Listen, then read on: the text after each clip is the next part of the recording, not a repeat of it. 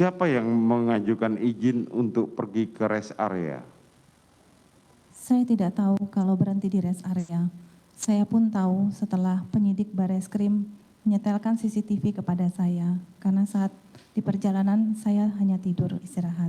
Jadi saya tidak tahu kalau berhenti di rest area. Kemarin saudara Ricky menjelaskan, saudara Eliezer dan itu menjelaskan saudara mainan handphone. Tapi sekarang saudara mengatakan saudara istirahat, tidur. Saudara mendengarkan musik, mainan handphone.